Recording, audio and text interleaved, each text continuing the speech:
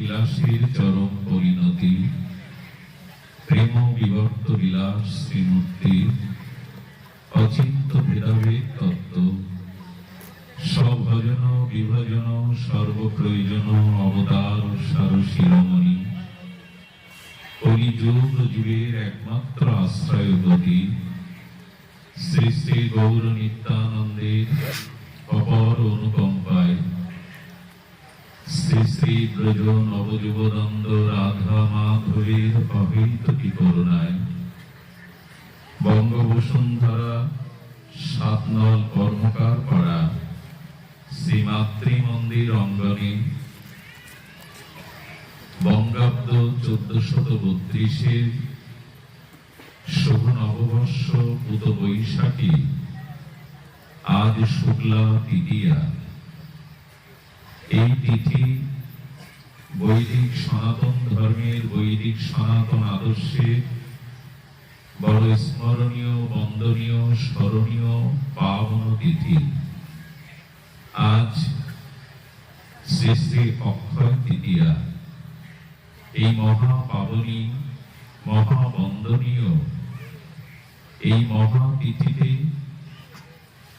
আজ এখানে শ্রী শ্রী হরিনাম মহাযজ্ঞের সংকীর্তন যজ্ঞের যে গন্ধাদি অধিবাস শ্রী পর্ব, সেই পর্বে ভাগবতীয় ভক্তি যজ্ঞের, সুধা যজ্ঞের, অমৃত যজ্ঞের শুভারম্ভে প্রারম্ভে জীবন ধন, জীবন সর্বস্ব প্রাতঃস্মরণীয়, পরম বন্দনীয় সদ্গুরু শ্রী ভগবান শ্রী শ্রী গুরু মহারাজের রাতুল আতুল পাবন পদারবিন্দে পরার্ধ কোটি দণ্ডবৎ প্রণতি।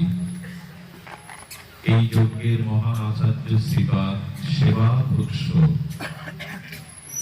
পরম প্রবীণ জ্ঞান জ্যেষ্ঠ, বয়োজ্যেষ্ঠ, ভজননিষ্ঠ, শাস্ত্র সিদ্ধান্ত নিষ্ঠ শ্রীমৎ ভক্তি প্রকাশানন্দ প্রভুপাদের চরণ বন্দনা পূর্বক তার রেখে যাওয়া ভগবতীয় ফেলালভ উচ্ছিষ্টকে বহু মানব গ্রহণ করে তার একান্ত কৃপাশীষ শুভদৃষ্টি প্রার্থনা করে সমাগত গৌরীয় আচার্য কুলতিলক মহাপ্রভুর অনুরাগী বৈষ্ণবজন, ভক্তজন, মহন্তজন, সাধুজন, মান্যজন, শ্রদ্ধাশীলা, ধর্মশীলা, কল্যাণিয়া দেবী মূর্তি, ধর্মমূর্তি, ভাগবতী মাতৃগণ, শ্রী শ্রী অক্ষয় তৃতীয়া এই মহাপাবনী, মহাপবিত্র তিথিতে আপনাদের সকল ভক্ত চরণে দিন অতিদিনের সশ্রদ্ধ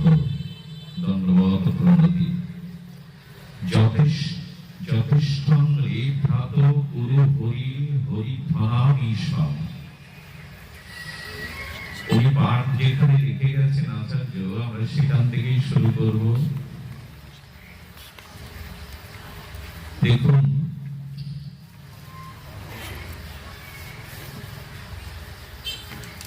আমরা শ্রী গণতায়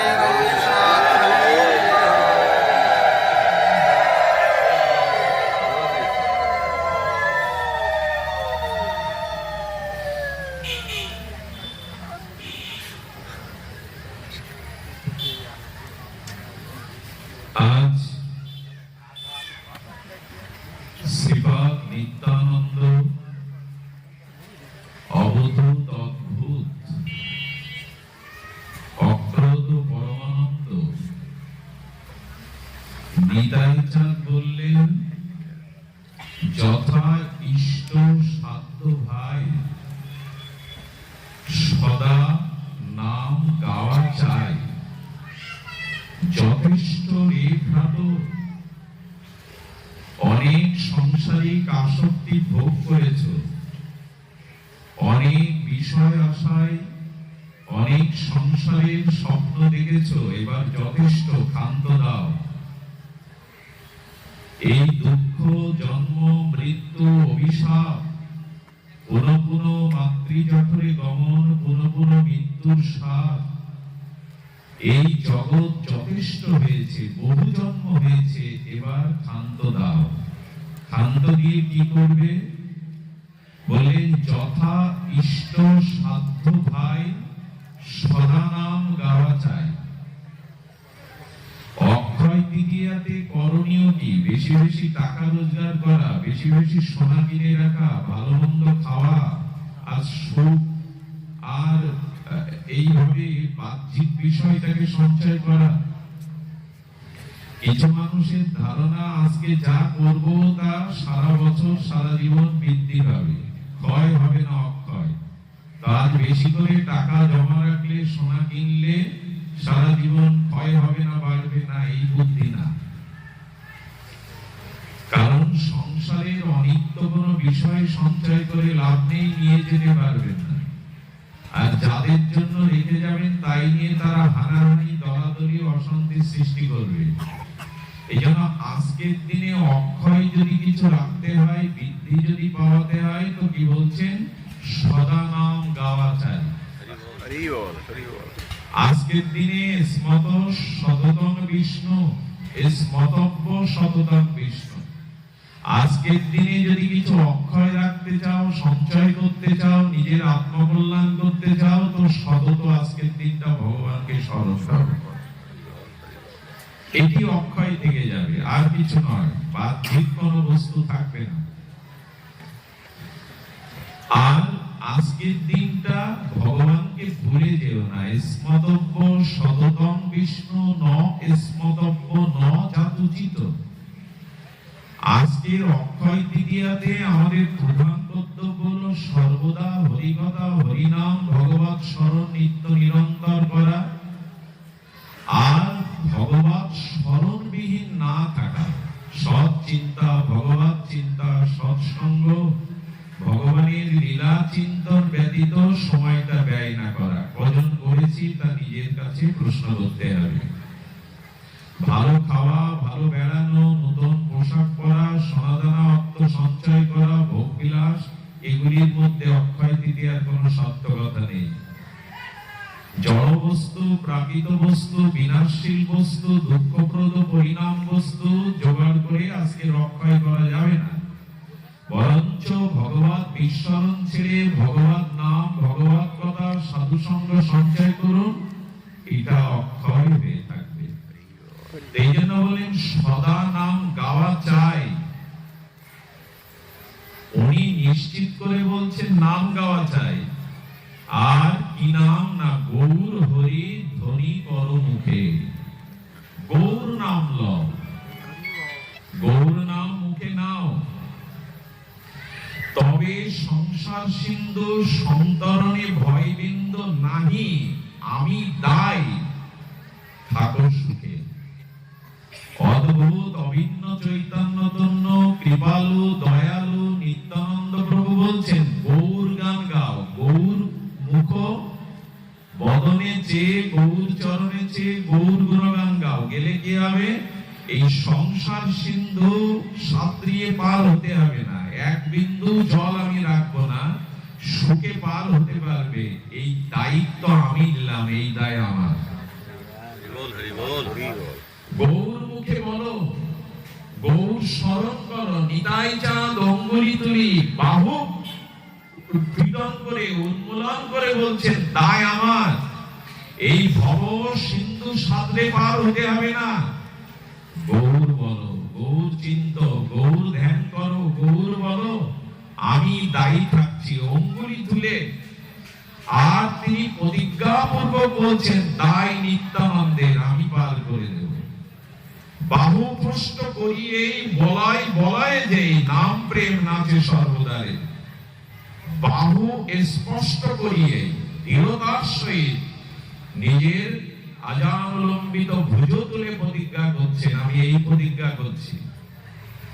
সেই প্রভু নিত্যানন্দ ভজন তরুর কন্দ। নিত্যানন্দ হলো ভজনের তরুর স্কন্দ, মূল শিকড়। নিরবধি ভজি আমি তারে। আজ আমরা যেখানে বাবাজি মহারাজ দেখে গেছেন সেই নিত্যানন্দ আশ্রয় তত্ত্ব, সেখান থেকেই শুরু করব। তবে একটি কথা বলি, সেই কথাটি হলো কারো প্রতি আমাদের যে মমতা, কারো প্রতি আমাদের যে প্রীতি মমতা, এই কারো প্রতি মমতা অধিক গাঢ় হলে তাকে প্রীতি বলে। প্রীতি মানে প্রেম বা ভক্তি বলে। কিন্তু কারো প্রতি মমতা, কারো প্রতি প্রীতি যখন সহজ স্বাভাবিক সরল সুন্দর পথ হারিয়ে বসে, কপটতা নিজস্ব কামনায় এসে পড়ে, তখন সেই প্রীতিটা রূপ নেয় আসক্তিতে। কারো প্রতি মমতা যদি চলে যায়, গাঢ় মমতা যদি কারো প্রতি চলে যায়, সেটা প্রীতির লক্ষণ। কারো প্রতি আপনার মমতা চলে গেছে মানে জানবেন ওখানে প্রীতি বা ভালোবাসাটা চলে গেছে, দোষের নয়। কিন্তু সেই প্রীতি যদি আপনার মধ্যে সরল সুন্দরতা না থেকে অসুন্দর ভোগ, নিজস্ব এই স্বার্থ এসে পড়ে, তখন তার নাম প্রীতি না হয়ে হয় আসক্তি।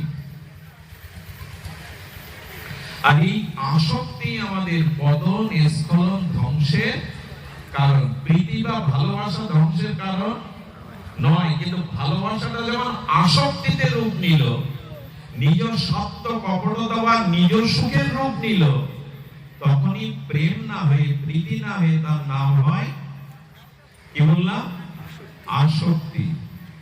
এই আসক্তি আমাদের পতনের কারণ, ধ্বংসের কারণ, স্খলনের কারণ, ভগবত বিমুখতার কারণ। আজকে যেখানে যার প্রতি প্রীতি আছে, মমতা আছে, এটাকে সত্য সুন্দর সরল রাখুন।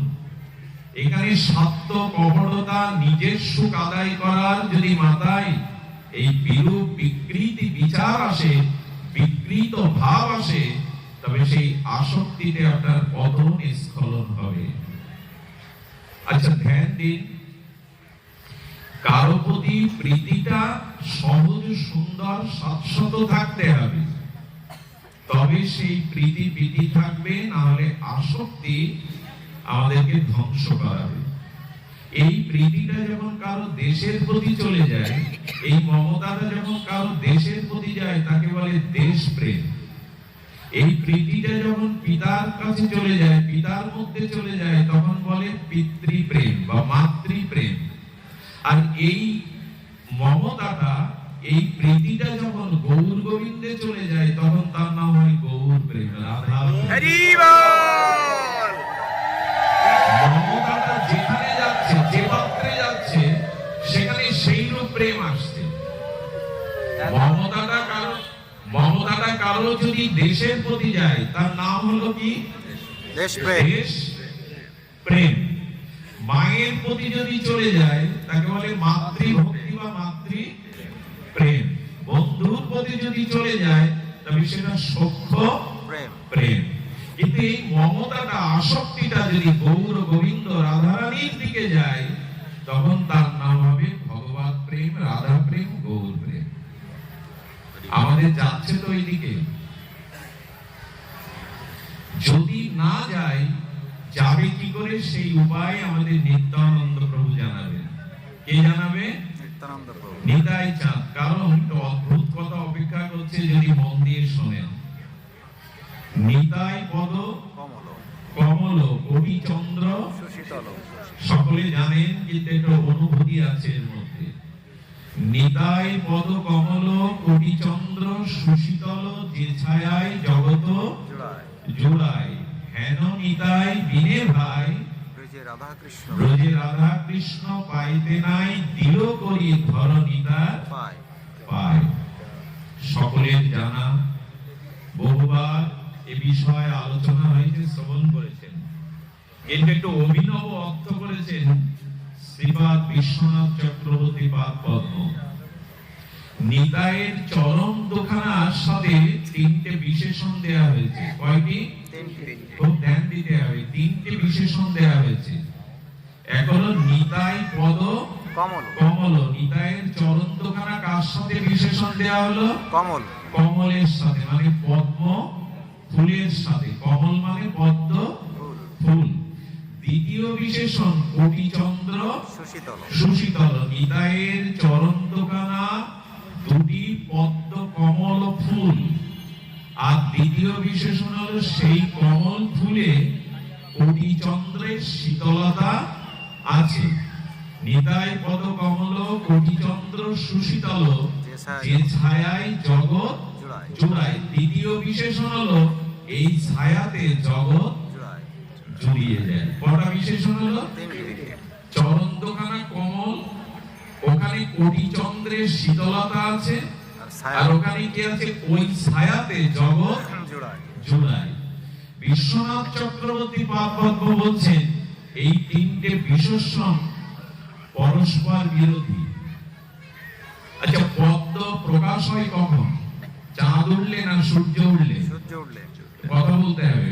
পদ্ম ফুল সরোবরে প্রকাশিত হয় চাঁদ উঠলে না সূর্য উঠলে? চন্দ্রের সাথে পদ্ম ফুলের কোনো সম্বন্ধ নেই। কিন্তু এখানে প্রেম ভক্তির মহারাজ ঠাকুর নরোত্তম চাঁদের সাথে নিতাইয়ের চরণের তুলনা কেন দিলেন? কমলের। চন্দ্র উদিত হলে বরঞ্চ কমল দলগুলো স্থিমিত হয়ে যায়, আবরিত হয়ে যায়, প্রকাশ হয় না। কিন্তু প্রভাতে সূর্যের কিরণ লাগলে সরোবরে পদ্মের পাপড়ি বিকশিত হয়। তো ঠাকুর মশাই কি ভুল করে দৃষ্টান্ত দিলেন যে নিতাই পদ কমল কোটি চন্দ্র সুশীতল?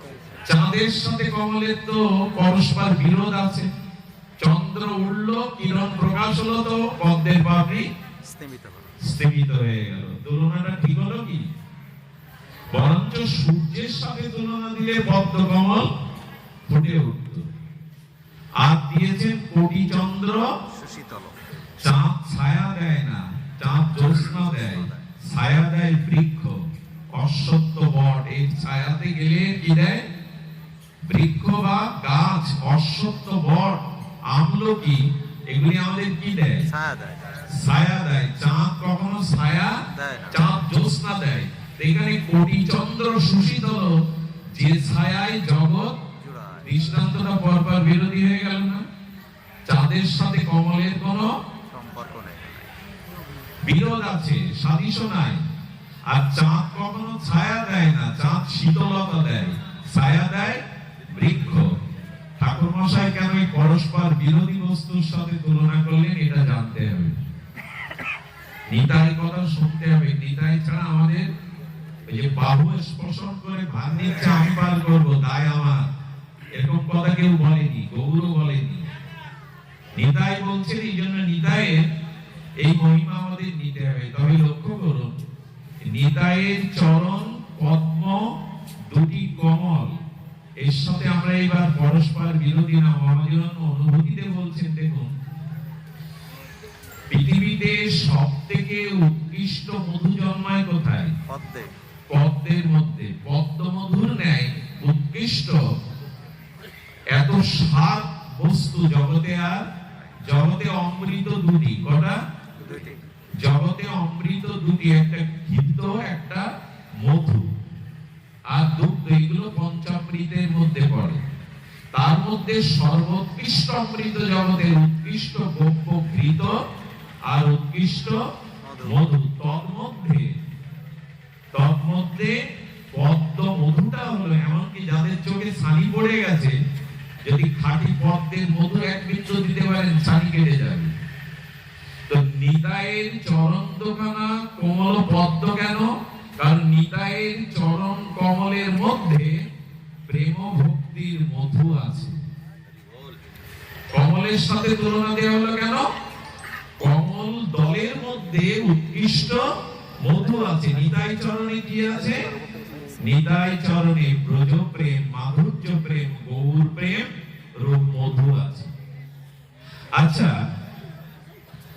এই যে নিতাই চরণ কমল দলে প্রেম ভক্তিরূপ মধু আছে, এই মধু পানের জন্য কি হয় না, পদ্মের মধু সঞ্চিত হলে ভ্রমর বা অলিকুল তারা গুঞ্জরিত রাগ রাগিনী আলাপ করতে করতে আর আবেশে পদ্মের মধ্যে এসে বসে সেই মধু পান করে।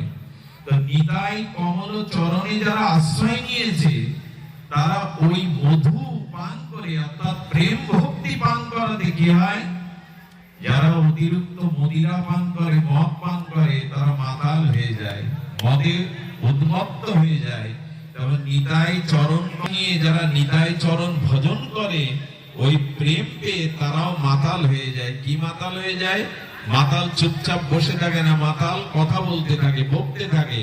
এবং নিতাই চরণের পদ্ম মধু আস্বাদন করলে সে ব্যক্তি মাতাল হয়ে যায়, কখনো হাসে, কখনো কাঁদে, কখনো গড়াগড়ি যায়, আর মুখে শুধু হা গৌর হা গৌর হা গৌর, এই মাতোয়ারা হয়ে যায়। দেখবেন, আচ্ছা এই কথাটি প্রমাণ আছে, এই কথাটি প্রমাণ আছে। নিত্যানন্দ অবধূত একদিন হরিনাম করতে করতে চলে এসেছে, আর শ্রীমান মহাপ্রভু নবদ্বীপ চন্দ্র শ্রীপাদকে বসিয়েছেন আসনে, বসিয়ে বলছেন আপনার চরণ দোকানে এগিয়ে দিন তো। কে চাচ্ছে চরণ? গৌর হরি নিজে। নিতাই চাঁদ খলখল করে হাসতে হাসতে শিশুর মতো চরণ এগিয়ে দিয়েছে। আচ্ছা এরকম কেউ কথা বলছে কারা রাস্তায়? নিতাই চাঁদ চরণ দোকানে এগিয়ে দিয়েছে, মহাপ্রভু নিজে নিতাই চাঁদের চরণ প্রক্ষালন করলেন, অভিষেক করলেন, আর নিতাইয়ের চরণ জল মাথায় করে মহাপ্রভু কি বলছেন জানেন? এই দেখেন প্রমাণ, নিতাইয়ের চরণে যে মধু আছে, প্রেম ভক্তির মধু আছে, তা পান করলে কি হয়? এই দেখুন তার প্রমাণ। মহাপ্রভু বললেন নিতাইয়ের পাদদাগ যে পান করবে এই মুহূর্তে সে প্রেম পাবে। বিন্দু বিন্দু চরণামৃত করে যারা পান করলো, পান করে সে জিহ্বা দিয়ে গাল চাটছে, এত মধু, এত আস্বাদন, এত অমৃত। কেউ কাঁদে, কেউ হাসে, কেউ গড়াগড়ি যায়, কেউ গৌর বলে একে অপরকে জড়িয়ে ধরে। যার চরণের পাদদক বলছেন এত মিষ্টি, এত মধু, এত অমৃত, এত স্বাদ, পৃথিবীর কোন স্বাদ বস্তু ইতিপূর্বে পায়নি। কাঁদে, হাসে, গড়াগড়ি যায়, উন্মত্ত দশা। মহাপ্রভু নিজে দাঁড়িয়ে থেকে এটা করিয়েছিলেন। নিত্যানন্দ পাদদাগ পান করে মুহূর্তেই সকলের মধ্যে আবেশ এসে গিয়েছিল। তাই নিতাই চরণে যদি কেউ কমলে আশ্রয় নেয়, তাহলে সে প্রেম ভক্তি লাভ করে উন্মত্ত হয়ে যাবে, মাতোয়ারা হয়ে যাবে। আচ্ছা এই বিশেষণ খণ্ডন করছেন দেখুন শ্রীপাদ বিশ্বনাথ চক্রবর্তী পাদ পদ্ম। বলেন দেখুন, নিতাই পদ কমলের মধুপান করে যেমন আমরা গৌর প্রেমে মাতোয়ারা হয়ে যাব, ব্রজ প্রেমে মাতা হয়ে যাব, আর এখানে বলছেন কোটি চন্দ্র সুশীতল। প্রথমে বলা হয়েছে কি, 1 কোটি চন্দ্রের মধ্যে শীতলতা ধর্ম আছে, কারণ চাঁদে অমৃত আছে। চাঁদের যে সুধা করিত হয়, স্নেহের করিত হয়, ওটি সুধা বিন্দু। আপনি চাঁদনি রাতে, পূর্ণিমা রাতে দাঁড়াবেন, গাটা শীতল হয়ে যাবে, কারণ চাঁদ শীতলতা দান করে। তেমন কেউ নিতাই কমল চরণে যদি আশ্রয় নেয়, এই সংসারে দৈহিক তাপ, ভৌতিক তাপ, আধ্যাত্মিক তাপ, ত্রিতাপ তাপ কোটি চন্দ্রের মতো সুশীতল দিয়ে যাবে। একবার নিতাইয়ের কথা শুনে দেখুন, একবার নিতাইয়ের মহামহিমা হৃদয়ে ধারণ করুন, একবার নিতাই চাঁদের চরণ কমলে আশ্রয় নিন, জ্বালা থাকবে না। সংসারের ভৌতিক, দৈহিক, আধ্যাত্মিক ত্রিতাপ জ্বালা, যেটা ভব মহা দাবাগ্নির মতো জ্বালাচ্ছে ঘরে ঘরে, ব্যক্তিতে ব্যক্তিতে, এই জ্বালা নিভে যাবে যদি নিতাই পদ কমলে আশ্রয় নেন। কতজনের গেছে তারা সাক্ষী। নিতাই পদ কমল আশ্রয় নিলেন, নিতাই চরণের প্রেম ভক্তি মধু অমৃত আস্বাদন করলেন, তো তাপ গেল। 1 কোটি চন্দ্রের শীতলতা জ্যোৎস্না যদি গায়ে আসে, তাপ লাগবে, কারণ ওখানে অমৃত আছে। অমৃত শীতলতা দেয়। কোটি চন্দ্র সুশীতল, যে ছায়ায় জগৎ জোড়ায়। ছায়া কেমন? আগেই বলেছি, বৃক্ষ ছায়া দেয়। আচ্ছা, ধর্মপ্ত ক্লান্ত পথচারী যদি অশ্বত্থ বটবৃক্ষে বা কোন বৃক্ষের ছায়া সুশীতল তলে বসে, তার ক্লান্তি দূর হয়, শ্রম দূর হয়, ঘাম শুকিয়ে যায়। কিন্তু বৃক্ষের ছায়া থেকে উঠে গেলে বৃক্ষ পিছনে পিছনে ছায়া দিতে যাবে তো? না, যাবে কি? আচ্ছা, আপনি যে ঘরের মধ্যে ছায়া ভোগ করছেন, ঘর থেকে বেরোলে ঘর সাথে সাথে ছায়া দিতে দিতে যাবে তো না। প্রচন্ড রৌদ্রের মধ্যে একখণ্ড মেঘ এসে সূর্যকে আড়াল করলে আপনার মাথায় ছায়া আসলো, কিন্তু যত দূরে যাবেন মেঘটা ছায়া দিতে দিতে যাবে তো না। এই ছায়ার সাথে যায় না। কিন্তু নিতাই চরণ যে একবার আশ্রয় করেছে এ জীবনে পরজীবনে, তার ছায়া আর নিতাইয়ের কমল চরণের ছায়া আর তার নিতাই চাঁদ ওই ছায়াতে রেখে দিল। বৃক্ষের ছায়া সবসময় ভোগ করা যায় না। নিতাই চরণের ছায়াতে যারা একবার এসেছে সেই ছায়া তাকে অনন্ত জন্ম শীতলতা দিয়ে যাবে। আর কি বললেন, হেন নিতাই বিনে ভাই রোজে রাধা কৃষ্ণ পাইতে নাই। অদ্ভুত কিছু তত্ত্ব এখানে অপেক্ষা করছে ঠাকুর মশাই, মন দিয়ে শুনুন। দেখুন, নিতাই চরণের দুটি গুণ, আগে তিনটি বলেছি, এর থেকে আমরা দুটো নেব। কটা গুণ বললাম? শ্রী নিতাই চাঁদের চরণের দুটি গুণ, আর দুটি গুণ একটা আকর্ষণ আর একটা হলো প্রেম। কি বলা হলো? কথাগুলো খুব মার্মিক কথা। নিতাই চরণের দুটি মহামহিমা বা মহাগুণ, দুটি হলো, একটি হলো প্রেম আর একটি হলো আকর্ষণ। আচ্ছা, প্রেম তখনই হবে যখন আকর্ষণ থাকতে হবে। প্রেম কাকে বলে? কারো প্রতি যদি আকর্ষণ আসে, আপনার আকর্ষণ মানে বারবার তার কাছে যেতে ইচ্ছা করে, বারবার তাকে দেখতে। আচ্ছা, আধ্যাত্মিক জগৎ, প্রেম ভক্তির জগৎ বাদ দিয়ে জগতে কোন যুবক যুবতী, কোন প্রাকৃত নরনারীর মধ্যেও যদি প্রেম হয়, তার প্রধান লক্ষণ হলো তার প্রতি তার আকর্ষণ আসে। তাকে না দেখলে দিন ভালো যায় না, তার মুখ না দেখলে তার চিত্তে আনন্দই থাকে না। যে কোনো উপায়ে আকর্ষণ করবেই সে, কোনো বাধা সে মানে না। জাগতিক এবং ওই পরজাগতিক যে প্রেম, কামনা যুক্ত যুবক যুবতীর কলুষিত প্রেম আর নিষ্কাম প্রীতিময় ভগবত প্রেমের লক্ষণ একই। নিতাই চরণের দুটি গুণ, মহাগুণ হলো একটি প্রেম, একটি আকর্ষণ। সহজ কথা, যেখানে আকর্ষণ নেই সেখানে প্রেম বলে কোনো বস্তু নেই, আর যেখানে আকর্ষণ আছে গভীর সেখানে প্রেম থাকতেই হবে। নিতাই চরণের গুণ কটি? দুটি। আমি কিন্তু এই কথা শুনতে শুনতে আমার জগতের প্রেম মিলাবেন না এর মধ্যে, কারণ আকর্ষণ দুই জায়গায় আছে। তীব্র আকর্ষণ, কোনো বাধা মানবে না, কোনো বাধা মানে না। তো নিতাইয়ের চরণের গুণ করে উনি কি করছেন? জীবকে কি করছেন? আকর্ষণ করছেন। নিতাই কি করছেন? আকর্ষণ করছেন।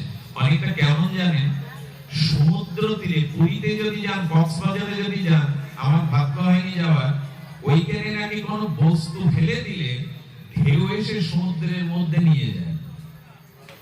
বোঝা যায় কিনা কথা? সমুদ্রের তীরে দাঁড়িয়ে কিছু ওখানে রাখবেন, যে তরঙ্গটা এসে আবার ভেতরে চলে যাচ্ছে, তখন ওই ঢেউটা আপনার বস্তুটা সমুদ্রে নিয়ে যায় কিনা, এই উপলব্ধি আপনাদের আছে কিনা? সমুদ্রের তরঙ্গ তীর থেকে বস্তুটা ভেতরে নিয়ে যায়। নিতাই চাঁদ এই সংসারের কামনা বাসনা আর আকর্ষণ থেকে আমাদের টেনে নিয়ে গৌরের ভেতরে প্রবেশ করিয়ে দিচ্ছে, প্রেমের ভেতরে প্রবেশ করিয়ে দিচ্ছে। এই জন্য এই যে বাবা একটু আগে বলে গেলেন না, গৌর রাধা মাধব হেন বিনাই নিতে ভাই ব্রজের রাধা কৃষ্ণ পাইতে নাই। পাইতে নাই। পাইতে নাই কেন বললো? পাওয়া যাবে না তো, আকর্ষণ না হলে সেখানে প্রেম আসবে না। আরে যার কাছে যেতে ইচ্ছা করে না, যার মুখ দেখতে ইচ্ছা করে না, ছুটে ছুটে কাজ ফেলে না যান, ওখানে প্রেমই নেই। নিতাই টানছেন। কে টানছেন? নিতাই। মহাপ্রভু টানছেন না আপনাকে, রাধা মাধব আপনাকে টানছেন না, টানছে কে? নিতাই। হ্যাঁ, কি বলছেন? কে লৌঙ্গ কিশোরীর প্রেম নিতাই ডাকে আয়। দন্তে তৃণ ধরে নিতাই ডাকছে কি? কে লৌঙ্গ কিশোরীর প্রেম নিতাই ডাকে আয়। কে ডাকছে? নিতাই ডাকছে। নিতাই কি দিতে ডাকছে? প্রেম দিতে। কিশোরীর প্রেম, ব্রজ প্রেম, রাধা মাধবের প্রেম, গৌর প্রেম, এটি দেওয়ার জন্য নিতাই আকর্ষণ করছে চৌম্বকের মতো। তাহলে নিতাই চরণের দুটি গুণ, একটি হলো আকর্ষণ, আর আকর্ষণ করে ঢেউটা কি নিয়ে যাচ্ছে, সমুদ্রের মধ্যে বস্তুটা নিয়ে যাচ্ছে। অর্থাৎ গৌর চরণে রাধা মাধবের নিকুঞ্জ মন্দিরে নিতাই চাঁদ আকর্ষণ করে নিয়ে যাচ্ছে এই প্রেম। আচ্ছা, দাতাকে গৌর না নিতাই? নিতাই। প্রেম ভক্তি, ওই যে হেন নিতাই বিনে ভাই ব্রজে রাধা কৃষ্ণ পাইতে নাই। শব্দটার চাতুরী দেখুন, মহিমা দেখুন। রাধা কৃষ্ণ পাবেন না। এই যে দৃষ্টান্তটা কেমন, মৌমাছির চাকে যদি মধু না থাকে, মৌচাক পেয়ে লাভ আছে না। মৌমাছির চক্রে মধু নাই, তো ওই চাক নিয়ে লাভ আছে? তেমন শাস্ত্রে বলছে, দেখো নিতাই চরণে না গেলে রাধা কৃষ্ণ ভাই চাক পেয়ে কি হবে? মধুই যদি সঞ্চিত না থাকে তো মৌমাছির চাক পেয়ে কি করবে? তো তেমনি নিতাই চাঁদের চরণ না নিলে ব্রজ কিশোরীর প্রেম পাইতে নাই, মানে পাওয়া। আরে চাক থাকলে হবে না, চাকের মধ্যে মধু থাকতে হবে। তেমন নিতাই চরণে কিশোরীর প্রেম, ব্রজ প্রেম, যুগল প্রেম আছে। সহজ কথা, গোপী প্রেম, বৃন্দাবনের গোপী প্রেম যা গাই ভাগবতে, একলি নিত্যানন্দ হইতে তা পাইবে। এই বৃন্দাবন দাস ঠাকুরের কি কলম, বলছেন কি, একলা নিত্যানন্দ হতে ভাগবতের যে গোপী প্রেম তাই দিয়ে দেবে নিতাই। কার কাছে যাব? গৌরের কাছে না। নিতাই চরণের আকর্ষণ নিয়ে আমাকে ডাকলেন, আর আকর্ষণ মানে প্রেম। আকর্ষণ নেই মানে ওখানে প্রেম নেই। আকর্ষণ নিয়ে নিতাই থেকে প্রেম দিয়ে দিলেন গৌরের কাছে, আর গৌর আমাকে দিয়ে দিলেন বৃন্দাবনের নিকুঞ্জ মন্দিরে রাধা মাধবের চরণে। এই তিনটে সিঁড়ি। নিতাইয়ের চরণ না নিলে গৌর পাওয়া যাবে না, আর গৌর চরণে নিতাই পৌঁছে না দিলে গৌর চরণে আপনি পৌঁছাতে পারবেন না। নিতাই দিল গৌরের কাছে, এবার গৌরাঙ্গই দিল যুগল কিশোরীর ব্রজ নিকুঞ্জের প্রেম। এর বাদে লাফিয়ে উঠতে যাবেন না, কিছু পাবেন না। শ্রীমান নিত্যানন্দ আকর্ষণ করে গৌর প্রেম দেবে, আর গৌর চরণে নিষ্কপটে আশ্রয় নিলে গৌর যুগল মাধুর্য প্রেম দেবে। এই হলো সিঁড়ির বাইরে ছুটতে গেলে হোঁচট খেতে হবে, দাঁত মুখ বাঁধতে হবে, যাওয়া যাবে না। এই রহস্যগুলো আমরা যারা গৌরীয় বৈষ্ণব তাদের জানা খুব দরকার। দেখুন, মহাপ্রভু যদি প্রেমের সমুদ্র হয়, নিতাই হলো তার ঢেউ। গৌর যদি প্রেমের সমুদ্র হয়, আচ্ছা সমুদ্র আর ঢেউ আলাদা কি? কথা বলবেন। ঢেউ এবং সমুদ্র আলাদা বস্তু কিনা? জলটার একটি অবস্থান নাম হলো, তেমনি গৌর এবং নিতাই ভিন্ন নয়, অভিন্ন চৈতন্য তনু। কিন্তু আমরা ঢেউকে, তরঙ্গকে, উর্মিকে তো জল বলি না, ঢেউকে তো ঢেউ বলি। কি বলি? ঢেউ বলি কিনা? আলাদা নাম দেই কেন? কারণ কি জানেন, নিস্তরঙ্গ সমুদ্র কারো ভালো লাগে না যদি ঢেউ না থাকে, তরঙ্গ না থাকে।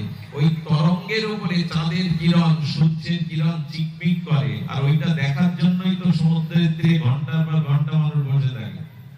এই স্থির তরঙ্গ কে দেখবে? পুলিশ কক্সবাজারে কে যাবে যদি ঢেউ না থাকে? এখন ঢেউ আর জল কি আলাদা? এর কথা বলতে হবে। ঢেউ আর জল কি আলাদা? একই, অভিন্ন চৈতন্য তনু। নিতাই গৌরে ভেদ নাই, কিন্তু ভেদ কোথায়? গৌর যদি রসের সমুদ্র হয়, নিতাই হলো তার তরঙ্গ। আহা, আমার মতে যারা যাকে ভালোবাসে তার কথা শুনতেই ভালো লাগে। নিতাই চরণ আশ্রয় নিলে একথায় ঘুম পাবে তার, একথায় সে রস পাবে না। আর এটা ছাড়া উপায় নাই।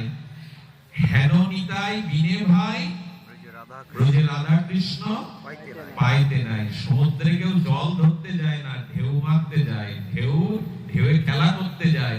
তেমন গৌর যদি রসার্ণবের জল হবে, সমুদ্র হবে প্রেমের, তবে নিতাই হলো তার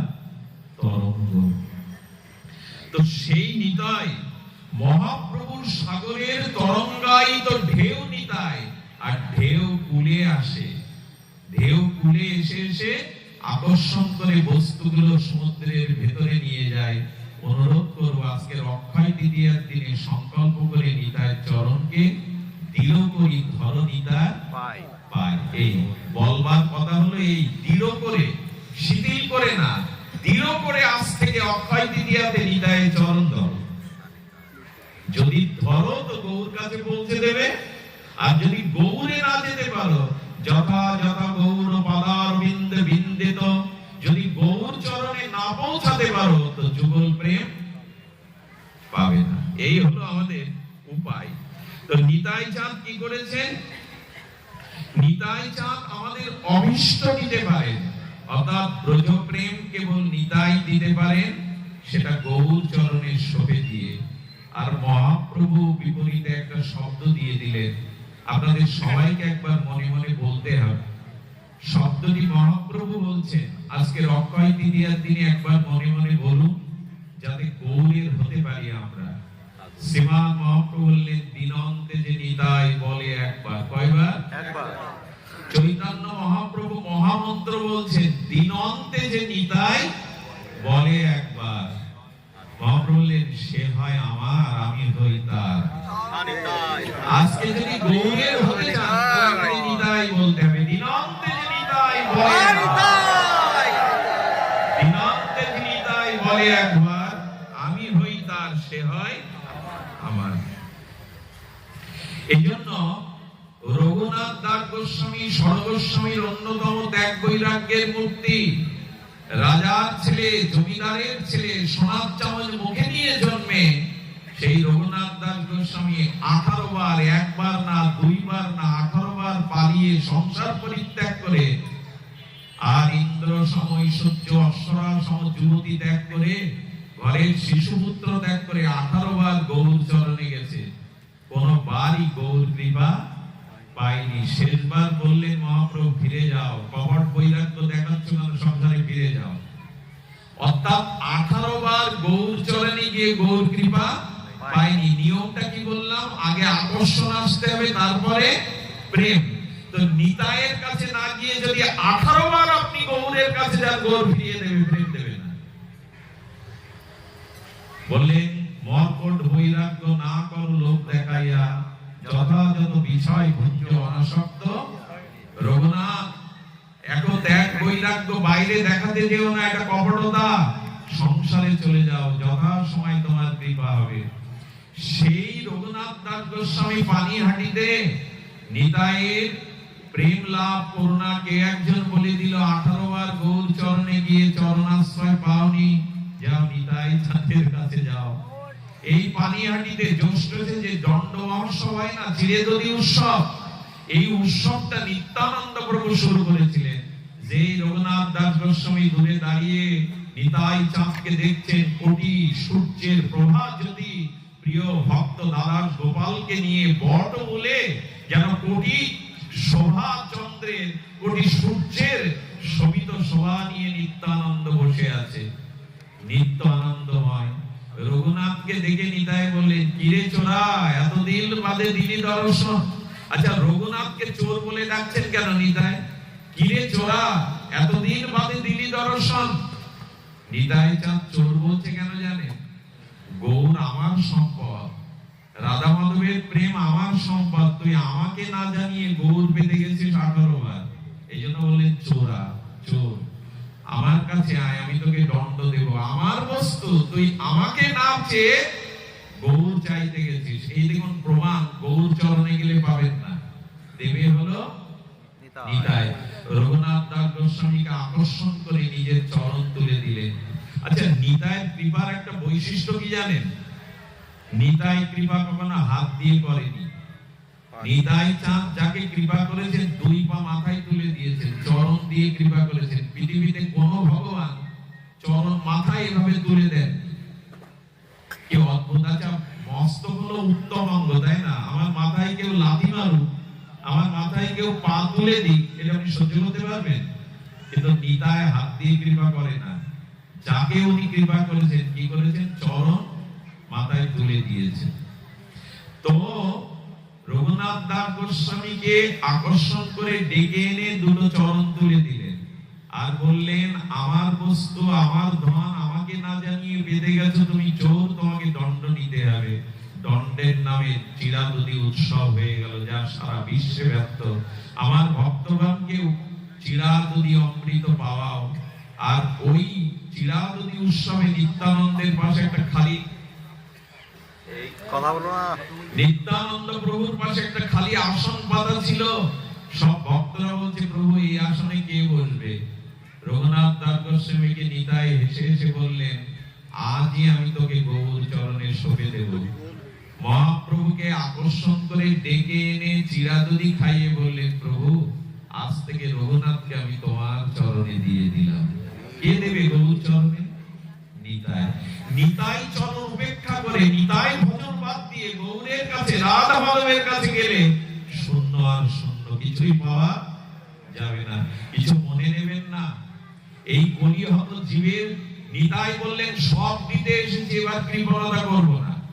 সেন সেবানন্দ মহাপ্রভুর আজ্ঞায় রথযাত্রায় গৌরীয় ভক্তদের নিয়ে চলেছেন। নিতাই চাঁদ দাঁড়িয়ে আছেন, প্রভু এখানে দাঁড়ান, আমি আহারের ব্যবস্থা করছি, প্রসাদের ব্যবস্থা করছি। আরে খাজনা মিটাতে গিয়ে, নিজের কাজ করতে গিয়ে নিতাইয়ের কথা মনে নাই। নিতাই চাঁদ ক্ষুধায় কাতর হয়ে আর তিনি শিশুর মতো বলছেন, আরে শিবানন্দের বউ বিধবা হোক, শিবানন্দের ছেলে মারা যাক। আচ্ছা, এরকম অভিশাপ কেউ দেয়? আমাকে ডেকে এনে কষ্ট দিচ্ছিস, খেতে দিলি না, আর শিবানন্দের স্ত্রী বিধবা হোক। আর এই কথা শ্রীপাদের শ্রীমুখে শুনে শিবানন্দের স্ত্রী কাঁদতে শুরু করেছে। শিবানন্দের চরণে পড়ে বললেন, আগে অবধূত ঠাকুরকে ঠেকাও, এই দেখো বিধবার অভিশাপ দিচ্ছে। সঙ্গে সঙ্গে স্ত্রীকে ডেকে বললেন, পুত্র মারা যাবে বলে কি মারা গেছে? বিধবা হয়ে বলে কি আমি মারা গেছি? নিতাই চরণে যেই গেছেন, নিতাই চাঁদ মাথায় দিয়েছেন কষে দুটো লাথি। যেই লাথি দিয়েছেন, সেই শিবানন্দ নিত্য গীত করে অশ্রু জলে গড়াগড়ি দিয়ে বলেন, প্রভু আজকে এই দাসকে চরণে নিয়ে আজই প্রেম পেলাম। আরে তার চরণে প্রেম হয়ে যায়। গড়াগড়ি দিতে লাগলেন। প্রভু এই দাসকে স্বীকার করলেন। মা যদি সন্তানকে বলে, মর মর, তোর মুখ দেখবো না, এটা কি মার মনের কথা? সন্তানকে মাঝে মাঝে বলে না, দূর হয়ে যা, তোর মুখ দেখবো না, এটা মার মনের কথা? নিতাই চাঁদ এমন করুণা করছেন চরণ দিয়ে, যা পৃথিবীর কোনো অবতার করেননি। নিতাই সব দিয়ে দিয়েছেন, যা আমার কাছে যা আছে সব দিয়ে দেব। আজকে এই হরিনাম কোথায় পেলাম আমরা? একটা অবাক করা কথা হলো, মহাপ্রভু আমাদের দ্বারে দ্বারে আসেননি। মহাপ্রভু এই হরিনাম প্রেম দান করেননি। দাতা নিতাই, দাতা গৌর না। 24 প্রভু নবদ্বীপ লীলায় ছিলেন। শেষ 24 বছরের মধ্যে 6 বছর ভারত পরিভ্রমণ করেছেন পদব্রজে। উত্তর ভারত, দক্ষিণ ভারত ভক্তি প্রচার করেছেন। যেখানে গেছেন সবাইকে বৈষ্ণবত্ব দান করেছেন, প্রেম দান করেছেন, হরিনাম দান করেছেন।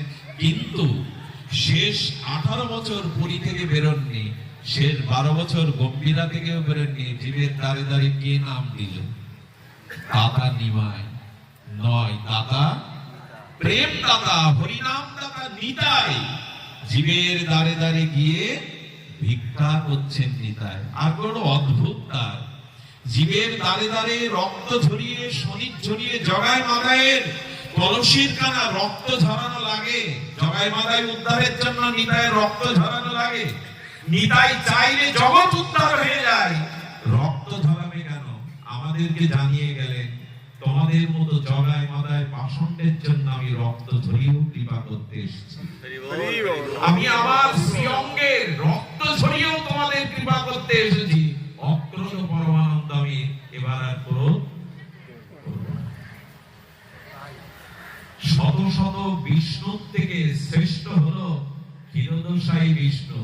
আর শত ক্ষীরোদশায়ী বিষ্ণুর যে শক্তি মহিমা, তা এক সংকর্ষণ নিত্যানন্দে, তা এক নিত্যানন্দে।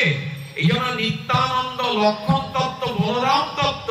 কিন্তু এবার আর লক্ষণের মতো গদায় গদায় রাগেন না। এবার আর ইন্দ্রজিৎকে বধ করছেন এবার আর বলরামের মতো হল ধরে ক্রোধ করছেন না, সেই নিতাই অক্রোধ পরমানন্দ হয়ে জীবের দ্বারে গৌর বলা ভিক্ষা করছেন। একবার গৌর বল, একবার কৃষ্ণ বল। এমন দয়াল হয়নি, হবে না, হতে পারে না। হরি নামের আগে, প্রেমের আগে নিতাইয়ের চরণ ধরুন, নালে কোনো কিছু পাওয়া যাবে না। হেন নিতাই বিনে ভাই ব্রজে রাধা কৃষ্ণ পাইতে না, দৃঢ় করি কাপ ধরতে বলছেন, নিতায়ের পায়। নিতাইয়ের পায়। অনেক কথাই হলো, তো শাস্ত্রে বলছেন এই নিতাইয়ের চরণ আমাদেরকে দৃঢ় করে ধরতে হবে। আজকের দিনে অক্ষয় তৃতীয়াতে আপনারা তো বলছেন যে দৃঢ় হতে হবে। তো আপনাদের কাছে এই অনুরোধ রাখি, অধিক সময় নেব না, আসুন না দৃঢ় করে নিতাইয়ের চরণ দুখানা আজকে ধরি। যদি না ধরি কি হবে? নিতাইয়ের সাথে যদি সম্বন্ধ না করি কি হবে? শুনুন তাহলে, সে সম্বন্ধ নাহি যার বৃথা জন্ম গেল তার। আহা, প্রেম ভক্তির মহারাজের কি বল, নিতাইয়ের সাথে যার সম্বন্ধ নেই কি বলছেন? বৃথা জন্ম গেল তার। গেল তার। পরের শব্দটা কষ্ট পাবেন না, সে পশু বড়ই দুরাচার। দুরাচার। আমি বলবো কি, প্রমাণ করছি আপনাদের মাঝে, শ্রী গুরু কৃপায় আপনাদের মাঝে আমি প্রমাণ রেখে যাচ্ছি। নিতাইয়ের সাথে যার সম্বন্ধ নেই, নিতাইয়ের চরণকে যে ধরেনি, তার জন্ম বৃথা। এবং সব থেকে বড় কথা, নিতাইয়ের চরণ আশ্রয় না করলে পশুত্ব কোনোদিন বুঝবে না। আমাদের সমাজে দুটো জিনিস আছে, সদাচার আর দুরাচার। দুরাচার, অসৎ আচার, এটি আছে পশুদের মধ্যে, আর মানুষের মধ্যে থাকা উচিত ছিল সদাচার। কিন্তু এখন উল্টে গেছে। আমার মতো মানুষের সংখ্যা জগতে খুব বেড়ে গেছে। এখন মানুষের মধ্যে সদাচার নেই, পশুদের মধ্যে এখন অনেক সদাচার। কিরকম জানেন? আচ্ছা, একটা গাভী মা যদি 1 মাস না খেয়ে মরতে বসে, তার সামনে মাছ মাংস আমিষ দিলে খাবে? মরে গেলে ঈশ্বর ওকে যে আচরণ দিয়ে পাঠিয়েছেন ও ত্যাগ করে? আচ্ছা, বাঘের সামনে আপনি ঘাস কুটো দেন, 1 মাস বাঘ মাছ মাংস খায়নি, আমিষ খায়নি, আপনি ওকে ঘাস কুটো দেন, বাঘ খাবে? মরে গেলেও? পশুরা তাদের সদাচার ত্যাগ করে না, মানুষ আর সদাচার ত্যাগ করেছে। তার কারণ কি জানেন? আমরা নিতাই পদ কমলে আশ্রয় নেই। খুব ধ্যান দিয়ে শুনতে হবে, কথাটা যেন আঘাত না লাগে। সে সম্বন্ধ নাহি যার বৃথা জন্ম গেল তার, সে পশু বড়ই দুরাচার। নিতাই চরণ আশ্রয় করলে, নিতাই ভজন না করলে দুরাচার আমাদের মধ্যে। দুরাচার 4টি। দুরাচার কয়টি? 4টি। আর এই 4টি যার মধ্যে, সে মানুষের আকার হলেও এখনো পশু স্তরে। ধর্মহীনাবি পশুবি সমান। যার মধ্যে ধর্ম নেই, তাতে আর পশুতে কোনো পার্থক্য নেই। দুরাচার ভাগবত বলেছে 4টে। তার প্রথমটি হলো প্রাণী হত্যা করে তাদের মাংস খাওয়া, একটা দুরাচার। প্রাণী হত্যা করে তাদের মাংস খাওয়া, এটি হলো দুরাচার।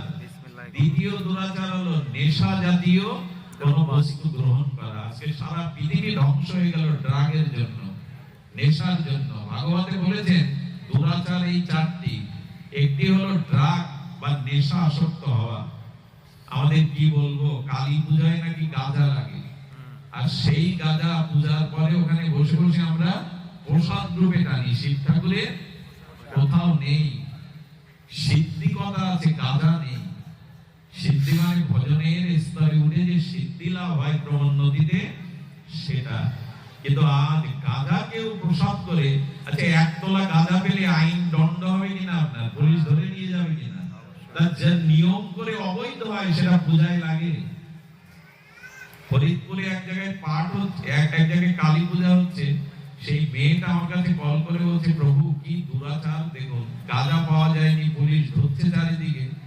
তা কি দিল ওখানে? বলে ব্রাহ্মণ বললো গাঁজা পাওয়া যায়নি, সিগারেট আনো, সিগারেট ছড়িয়ে দাও ওখানে। ও তো তামাক। কি দুর্দশা হলে জাতির এই দশা হয়। এই জন্য বলছেন ড্রাগ আপনার সন্তান নষ্ট হয়ে যাচ্ছে কেন? দেখুন, কোন না কোন ড্রাগ এসে আসক্ত। এই জন্য অসৎ আচার দুরাচার হলো কটি? চারটি। একটি হলো প্রাণী হত্যা করে খাওয়া, দ্বিতীয় হলো ড্রাগ নেওয়া, তৃতীয় হলো জুয়া, পাশা, তাস এগুলি খেলা, আর চতুর্থটা হলো পর স্ত্রীর প্রতি আসক্তি, স্ত্রী পুরুষের প্রতি, পুরুষ পর স্ত্রীর প্রতি আসক্তি। এই চারটি যার মধ্যে আছে সে পশু স্তরে, তারই দুরাচার। নিতাই চরণ না আশ্রয় করলে চারটে কোনোদিনই যাবে না। ভগবত চরণ আশ্রয় ব্যতীত, ধর্মের আশ্রয় ব্যতীত এই চারটি কখনো যেতে পারে না। এই জন্য বললে সে সম্বন্ধ নাহি যার, বৃথা জন্ম গেল তার। গেল তার। বৃথা তো গেলই, বললামটা কি জগতে এসে। আরেকটা জিনিস দেখবেন, আমি আজ কদিন ধরে মাথার মধ্যে ঘুরপাক খাচ্ছে, আচ্ছা ধর্ম আচরণের বিষয় না আলোচনার বিষয়? আচরণের বিষয়। খুব ধ্যান দিতে হবে কথা। ধর্ম এভাবে দিনের পর রাতের পর অনুষ্ঠানের বিষয়, আলোচনার বিষয় না আচরণের বিষয়? আচরণ। কিন্তু যতটা আলোচনা প্রতি গ্রামে প্রতি জায়গায় হচ্ছে, এই আলোচনা, ভাগবত আলোচনা, ধর্ম আলোচনা, আচরণ ততটা হচ্ছে বলে কি মনে হয়? আচারই পরম ধর্ম। শাস্ত্র বলেছে অনুষ্ঠান পরম ধর্ম না, বক্তব্য পরম ধর্ম না, আচারও পরম। ওইখানেই তো ফাঁকি। মাঝি তার ছেলেকে বলছে, খোকা সন্ধ্যা হয়ে গেছে, তুই দাঁড়ে বস, আমি হালে আছি। পিতা পুত্র সারা রাত হাল এবং দাঁড় বাইল। ভোরের সূর্য ওঠার আগে পিতা বলছে, নৌকা কত দূর এলো? খোকা ভোরের আলোতে বলছে, যে খেয়া ঘাটে ছিলাম সেখানেই, নৌকা কোথাও যায়নি। সারা রাত বাইলাম কি হাড় আর ডাল? বলে গ্রামই তুলিনি বাবা, গ্রামই না তুলেই সারা রাত হাল আর ডাল চেয়েছি। তোর নগরে নগরে আমার মতো এরকম বক্তা হাজার পাবে, এরকম বক্তব্য দেওয়ার বক্তা এখন অনেক পাবেন এই আসরে বসে। বক্তব্যটা ধর্ম না, আলোচনাটা ধর্ম না, আচারও পরম ধর্ম। সেটা হচ্ছে তো। আচ্ছা, এই কথা বলা যাবে না আলোচনার প্রয়োজন নেই, কারণ ধর্ম আলোচনা না হলেও আমরা আচরণের শিক্ষা পাবো না। কিন্তু শুধু আলোচনার মধ্যে যেন সীমাবদ্ধ না থাকে, তাহলে ধর্ম কখনো জাগবে না, ধর্ম কখনো বাস্তব রূপ নেবে না। আচ্ছা, ধর্মের যে লক্ষণগুলি, অহিংসা, অক্রোধ, ইন্দ্রিয় সংযম, এগুলো বলার বিষয় না করার বিষয়? আচরণের বিষয়। ইন্দ্রিয় সংযম কি বলার বিষয় না করার বিষয়? ত্যাগ কি করার বিষয় না বলার বিষয়? ইন্দ্র নিগ্রহ, চুরি না করা, অক্রোধ, সত্য, এগুলো আচরণের বিষয়, বলার বিষয় না। এই জন্য ধর্ম হলো আচরণের বিষয়। যশোরের এক অঞ্চলে যজ্ঞ করতে গিয়ে শুনলাম 64 বছরের নাম যজ্ঞ, তাও 24 প্রহার, অথচ সেই গ্রামে একজন প্রসাদভোজী ভক্ত নেই। 64 বছর যজ্ঞ করে ফল কি হলো? এই গ্রামে একটা বাড়িতে ভগবানের সেবা হয় না, কোন শুদ্ধ বৈষ্ণবের ভগবত সেবা দিয়ে তারা প্রসাদ পায় না, অথচ যজ্ঞ হচ্ছে 64 বছর। আর একটা জিনিস, যারা যজ্ঞ কমিটিতে থাকে তাদের দুর্দশা আরো বেশি। বাইরের লোক এসে হরিনাম শুনে কিছু নিয়ে যায় এখানে, কিন্তু যজ্ঞের তালে ব্যস্ত থাকায়, যজ্ঞটা সফল করার তালে ওদের আর নাম, ওদের আর কিছু পাওয়া হবে না। এই জন্য মাঝে মাঝে যারা যজ্ঞ কমিটিতে যান, তারা অন্য জায়গায় যজ্ঞ শুনতে গিয়ে একটু নাম, প্রেম, ধুলা, সাধু সঙ্গ এগুলি করবেন। যজ্ঞ কমিটিতে থাকলে একটা বিপদও আছে। বিপদ হলো ওখানে অভিমান। আমি যজ্ঞটা সফল করেছি, এবার সভাপতি আমি না, এবার সেক্রেটারি আমি। আমাদের এই কমিটি যেভাবে এবার যজ্ঞ করেছে, এভাবে যজ্ঞ কখনো করতে পারবে না। যজ্ঞ যারা করতে যায় এরাই ফাঁদে পড়ে যায়, মাঝে মাঝে এরাই মাঝে মাঝে ফাঁদে পড়ে যায়। এই জন্য যজ্ঞ যারা করছেন তারা আগে যোগ্যতা অর্জন করুন, সেই যজ্ঞ, এই যজ্ঞ মহাপ্রভু। তাহলে নিতাইয়ের চরণ কি করে পাবো? আমি জানি আপনাদের অনেক রাত হয়ে যাচ্ছে, আমিও অসুস্থ, দুপুরে 2 জায়গায় ছুটেছি, আস্তে আস্তে তো পড়েই যাচ্ছিলাম। আমি আপনাদের অত্যাচার করবো না, কিন্তু কথা যেখানে রেখেছি, আমাদের দুরাচার থেকে সদাচারে আসতে হবে। আমরা পশুত্ব নিয়ে মরতে চাই না, আমরা দেবত্ব নিয়ে, প্রেম নিয়ে মরতে চাই। আর তা যদি করতে হয়, তাহলে নিতাইয়ের সম্বন্ধ না করলে এই সম্বন্ধটা কে করে দেবে? নারী পুরুষের বিবাহের সম্বন্ধ কে করে দেয়? মন্ত্র কে বলে দেয়? পুরোহিত। পুরোহিত বলে দেয়। তেমন নিতাইয়ের সম্বন্ধ করে দেবে শ্রী গুরুদেব। যারা এখনো সদ্গুরুর চরণ আশ্রয় করেননি তাদের নিতাইয়ের সাথে এখনো সম্বন্ধ হয়নি।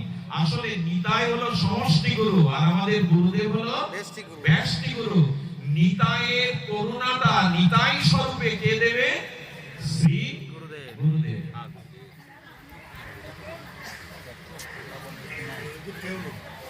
বাড়ি কেউ নেই, ওনাকে বাড়ি পাঠান, কথা বলতে নিষেধ করেন। বাড়ি তো যেতেই হবে, বাড়ি এই বাড়ি না সেই মূল বাড়িতে যেতেই হবে। তবে বাড়ি যাওয়ার প্রস্তুতি নিন। মোদিও শ্রী গুরুপাদ পদ্ম আশ্রয় করা মানে নিতাইয়ের সাথে যুক্ত হওয়া। কিন্তু দীক্ষাটা এখন আমাদের মধ্যে একটা অনীহা এসে গেছে। ভালো গুরু পাচ্ছি না, কোথায় পাবো, কার দীক্ষা নেব। দীক্ষাটা না নিলে সম্বন্ধটা হবে না। বর বউ যতই মন্ত্র পড়ুক আর হাতে হাত দিক, বিয়ে হবে না। ব্রাহ্মণ এসে অগ্নি সাক্ষী করে মন্ত্র না বললে বিবাহ হবে না। ঠিক তেমনি শ্রীগুরু চরণ আশ্রয় না করলে নিতাইয়ের সাথে সম্বন্ধ। এবং আমি বিশ্বাস করি যারা সদ্গুরুদেবের পরম্পরায় চরণাশ্রয় করেছেন, এই গুরুদেবের সম্বন্ধে তারা ধীরে ধীরে তার মধ্যে দুরাচার কেটে গিয়ে সদাচার জেগে উঠবে।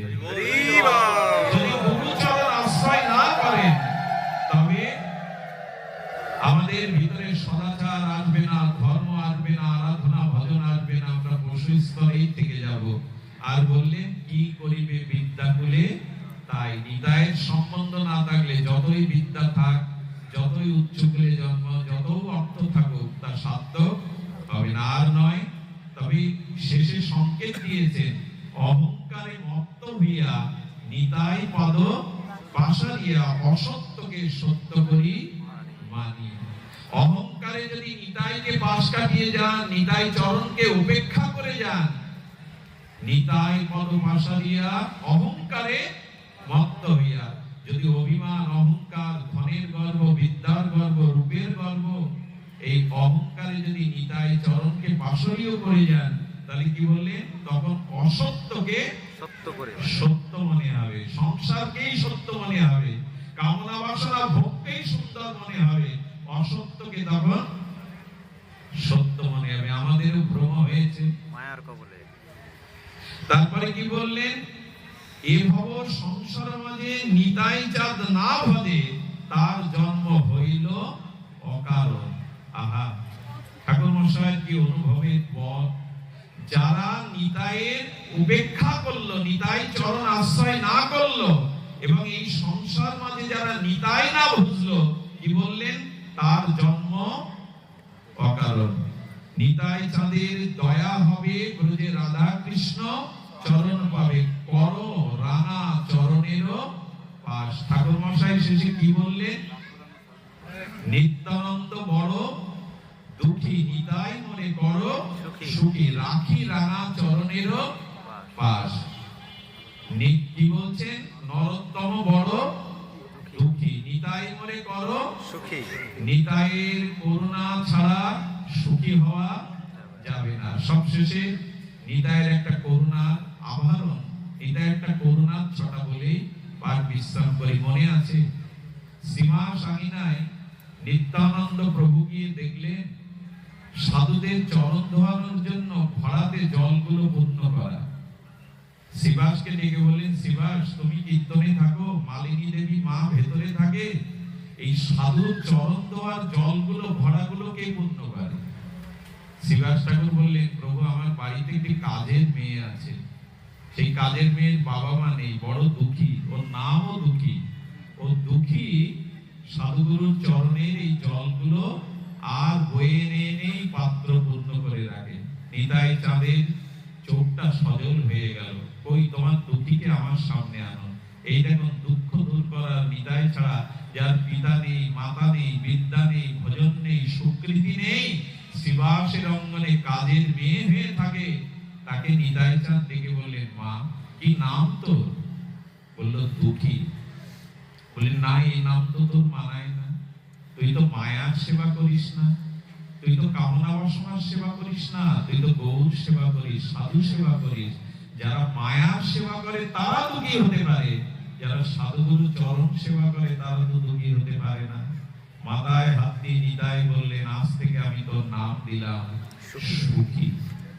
আজ থেকে জগতের কোন দুঃখ আর তোকে স্পর্শ করবে না। এই হলো নিতাইয়ের করুণা, কোনো স্বীকৃতি নাই তার, শুধুমাত্র নিতাইয়ের করুণা হলো। মনে পড়ে আপনাদের আর নারায়ণী ভাতুষপুত্রী শিবাসের ভাতুষপুত্রী বিধবা নারায়ণী বয়স অল্প, বিধবায় বৈধব্য বেশ ধরে পড়ে আছে শিবাসের আঙিনায়। মহাপ্রভু একদিন চর্বিত তাম্বুল প্রসাদী করে একটুখানি দিলেন নারায়ণীর হাতে। নারায়ণী মহাপ্রভুর চর্বিত তাম্বুল পানটা, সেই অদরামৃতটা যেই প্রসাদ পেলেন, আর সেই প্রসাদে নিতাই আসলে নিতাইকে প্রণাম করলেন। নিতাই বললেন, পুত্রবতী ভব। আচ্ছা, নিতাইয়ের মহিমা দেখুন, বিধবাকে কেউ পুত্রবতী ভব আশীর্বাদ দেয়? চোখের জলে নারায়ণী বললেন, অবধূত ঠাকুর আশীর্বাদ দিয়ে নিন, এটা আশীর্বাদ না, এটা আমার জন্য অভিশাপ। আমি বাল বিধবা, আমার সন্তান হোক, এটা আশীর্বাদ নয়, বর নাই। নিত্যানন্দ খলখল করে হেসে বললেন, যারে আমি যে আশীর্বাদ করেছি, জগৎ পূজ্য সন্তান তোর গর্ভে আসবে। ভেবে দেখুন তো নিতাইয়ের কাণ্ড কারখানা। ছোট কালের বিধবাকে বলছেন তুই পুত্রবতী হ, উপযুক্ত সময়ে নারায়ণী গর্ভবতী হলো। এগুলো অলৌকিক শুধু নয়, আশ্চর্য হতে হয় নিতাইয়ের করুণা। যেই গর্ভবতী হলো, আর এই হিন্দু সমাজ এত স্বজাতি বিদ্বেষী, মুসলিম রাজার কাছে বিচার দিয়ে বলল, ঘরের ভেতরে কীর্তন করে, বাইরে কাউকে দেখতে দেয় না, এই দেখো বিধবার গর্ভে গর্ভবতী হয়েছে, বিচার করুন। কারা বললো জানেন? এই হিন্দুরা। মহাপ্রভুকে কম যাতনা সহ্য করতে হয়েছে? হ্যাঁ, নিতাইকে এক ঘরে করে দিয়েছে এরা। এই জন্য ভয় পাবেন না, যারা ভগবান পথে চলতেন, পরের নিন্দা, পরের কুৎসা, পরের বদনাম ভয় পাবেন না। আমাকে একদিন মোবাইল করে একজন কাঁদছে আর রাগে রাগে বলছে, দাদা মারামারি করেছি। কেন? আপনি নাকি আপনার মারে পিটিয়ে হাসপাতালে ভর্তি করেছেন। এই বাজারে এই কথা শুনছি, কত কথা শুনি, দাদা আপনার স্ত্রী চলে গেছে, এই কথাও শুনি। এখন এইগুলো যখন শুনি তখন এই কথা মনে পড়ে নিত্যানন্দকেও যদি এই সমাজ এক ঘরে করে দেয়, অদ্বৈতকেও যদি এক ঘরে করে দেয়, আপনাকে আমাকে কি করবে? এত কেন ধৈর্য হারা হচ্ছেন? কলঙ্ক আসুক, বদনাম আসুক, নিন্দা সমালোচনা ঝড় হয়ে যাক, তবে এই পথ থেকে এক পাও সরবেন না। এটা আসতেই পারে। আর মুসলমান বাদশাহ নারায়ণীকে পালকিতে করে তুলে এনে বিচার সভা ভালো ভয়ে আর আতঙ্কে শিবাসকে প্রশ্ন করছে, তোমার এই ভাতুষপুত্র বাল ও বিধবা, ওর গর্ভে কার সন্তান? জবাব দাও। এই জবাব কেউ দিতে পারে না। পাশে যারা নালিশ করিল তারা হাততালি দিচ্ছে, আজকে বিচার হবে। যে এই কথা কানে গেল, নিত্যানন্দ প্রভু উল্কার মতো ছুটে গিয়ে বললেন, রাজা তুমি দণ্ডদাতা শাসনকর্তা হতে পারো, কিন্তু আগুন নিয়ে খেলো না। নিতাই চাঁদ আগুন তুলে বললেন, তুমি দণ্ডদাতা শাসনকর্তা হতে পারো, আগুন নিয়ে খেলো না। ওর গর্ভে কে দেখবে? তুমি জানবে কেউ ওর গর্ভে? বিচার করতে বসেছো, আগুন নিয়ে খেলছো। গর্ভের দিকে তাকিয়ে নিতাই চাঁদ বললেন, স্তুতি করো। গর্ভের থেকে গুরু গম্ভীর কণ্ঠে বেদের স্তুতি ভেসে আসলো। গর্ভের থেকে বেদের স্তুতি আসছে দিব্য চিন্ময় গুরু গম্ভীর ধ্বনিতে। তোর সেই বাদশা অবাক হয়ে বললেন, গর্ভ থেকে স্তুতি আসছে বেদের? বললেন, ওর গর্ভে যে আসছে সে কলির ব্যাস অবতার বৃন্দাবন দাস ঠাকুর। আগুন নিয়ে খেলো না রাজা। সেই গর্ভ থেকেই বেদস্তুতি শুরু করলেন। আর সম্রাট নিচে নেমে হাত জোর করে বললেন, নিতাই আমি আপনার মহিমা বুঝতে পারিনি, আপনার মহিমা জানতে পারিনি, ক্ষমা করে দিন। পালকিতে করে সসম্মানে পাঠিয়ে দিলেন নারায়ণীকে। কি করলো? রান্না হয়নি তো আর কি করার আছে। জয় শ্রীরাধে তো বললেন, ক্ষমা করবেন অবধূত, আমি বিচার ডাকিনি, আপনার সমাজের মানুষ এই কলঙ্কটা দিয়েছে। আমরা কবে স্বজাতির ভালো চাইবো বলুন তো? কবে আমরা আমাদের স্বজাতির মঙ্গল চাইবো? নিতাই কেউ কাঠগড়ায় দাঁড় করিয়েছে, শিবাস কেউ কাঠগড়ায় দাঁড়িয়েছে। উপযুক্ত সময়ে নারায়ণের গর্ভ থেকে এসেছিল কলির ব্যাস অবতার বৃন্দাবন দাস ঠাকুর, যিনি চৈতন্য ভগবান লিখে জগৎকে চৈতন্য মহিমা জানিয়েছেন, লীলা জানিয়েছেন। তাই আজকের দিনে বলবো, নর দুঃখী, আমরাও তো দুঃখী, নিতাই মোরে করো সুখী। নিতাই চাঁদের চরণ ছাড়া আমরা সুখী হতে পারবো না। তো এইটুকু আপনাদের জানাই যে দেখুন, জগতের যে দান, জগতের যে প্রেম দান, এটা নিতাই ছাড়া কেউ করবে না। নিতাই আশ্রয় তত্ত্ব, গৌর বিষয় তত্ত্ব, তিনটে সিঁড়ি কোনটা? শ্রী গুরুদেবের চরণাশ্রয় করলে গুরুদেব আমাকে নিত্যানন্দ স্বরূপে নিতাইয়ের কাছে দেবেন, নিতাই আমাকে কার কাছে দেবেন? গৌর চরণে দেবেন। আর গৌর আমাকে কোথায় দেবেন? যদি গৌর না হইতো কেমনে হইতো, কেমনে ধরিতাম যে রাধার মহিমা প্রেমরস সীমা জগতে জানাকে। গৌর কিন্তু যুগল প্রেম দেবে, গৌর কিন্তু নিকুঞ্জ মন্দিরে প্রেম দেবে। আর সেই গৌরকে দেবে কে? নিতাই। নিতাই চাঁদ। এই জন্য নিতাই মহিমা বড় বড় মহিমান্বিত মহিমা। এই জন্য বলছেন, ওয়ে ভ্রাত নির্নাম করি করসিনাং কিন্তু ভবিতা। ওহে ভাই কি করিবে করু কলুষিত জীবে, রচতাদের প্রায়শ্চিত্ত যথা। নিতাই চাঁদ তার আকর্ণ বিস্তৃত নয়ন রাজি দিয়ে এদিক ওদিকে চাইছে, নয়নটা চারিদিকে মণিটা ঘোরাচ্ছেন, আর হাতে একটা বেদ নিয়ে বেদটা ঘোরাচ্ছেন। কেন জানেন? ওহে কলি, যারা গৌর বলবে, যারা নিতাই চরণ আশ্রয় নেবে, আমি বেদ ঘোরাচ্ছি, কলি তুমি এই জীবের কাছে আসতে পারবে না। আরে নিতাই চাঁদ বেদ হাতে নিয়ে শাসনকর্তা রূপে দাঁড়িয়ে, কলি তুমি গৌর চরণ আশ্রিত জীবের কাছে আসতে পারবে না। আসুন না মায়ার হাত থেকে বাঁচি, এই কলির হাত থেকে, কবলিত কলির হাত থেকে আমরা বাঁচি। আর যদি তা বাঁচতেই হয়, তাহলে অনুরোধ করব, নিতাই চরণকে আশ্রয় করুন। ঘরে নিতাইয়ের চরণে একটু ফুল তুলসী দিন। আজ অক্ষয় তৃতীয়ার দিনে আমরা সংকল্প করি, হে নিতাই, তোমার চরণ যেন আমরা দৃঢ় করে ধরতে পারি। নিতাই চরণ যদি দৃঢ় করে না ধরতে পারি, আমি আগেই বলেছি, প্রেম সুদূর পরাহত, আমরা তা পাবো না, আমাদের তা পাইতে নাই। এবং লোচন দাসের পথটি না বলে আমি যেতে পারছি না, বিশ্রাম রাখতে পারছি না। শুধুমাত্র পথ, কান উৎকর্ণ করে শুনুন, নিতাই মোর জীবন ধন, নিতাই মোর জাতি। এই যদি হয় তাহলে সব প্রাপ্তি জুটবে। নিতাই মোর জীবন ধন, নিতাই মোর জাতি, নিতাই বিহনে মোর নাহি অন্য গতি। আহা কি মহাজনের পথ! সংসার সুখের মুখে তুলে দিয়ে ছাই, নরে মাগিয়া খাবো গাহিয়া নিতাই। আমি মাঝে এক বুড়িমাকে বলছি, সংসার সুখের মুখে তুলে দাও ছাই। আমাদের কি গালি দিল বিশ্বাস করুন। বলে, বিল্লমঙ্গল আর কখনো আমাদের বাড়িতে আসবে না, আর তোমার মুখ দেখতে চায় না। সংসার সুখের জন্য এত ঘাটাঘাটি চেষ্টা, তুমি ছাই তুলে দিতে বলছো সংসারের মুখে? বললাম, আমাকে আরেকটু বলার সুযোগ দাও। বলে, কি বলবো, তোমার এই কথা ভালো লাগেনি আমার, বেশ রেগে গেছে।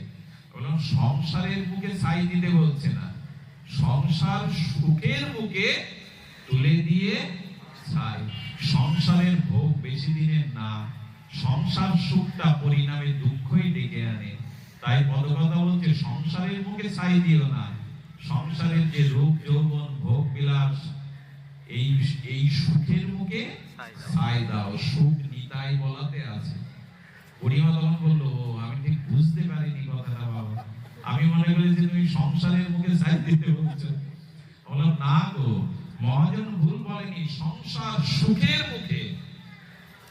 আর কতকাল ভোগ বিলাস, আর কতকাল রূপ যৌবন, আর কতকাল বাড়ি গাড়ি, এসব বেশি দিনের না, এসব থাকবেও না। একদিন ক্ষমতা থাকবে না, সুখের লোভ থাকবে, কিন্তু আর ভোগের ক্ষমতা থাকবে না। জরাব্যাধি এসে ধরবে, মৃত্যু এসে কবলিত করবে। তাই সুখের মুখে ছাই তুলে দিয়ে নগরে মাগিয়া খাবো গাহিয়া নিতাই। নিতাই। তবে আজকাল একটা জিনিস হয়, নগর কীর্তনটা যজ্ঞের থেকে ভালো লাগে। নগরে যখন দলরা বেরোয় না, হ্যাঁ, অক্রত পরমানন্দ নিত্যানন্দ রায় রে, অভিমান শূন্য নিতাই নগরে বেড়ায়।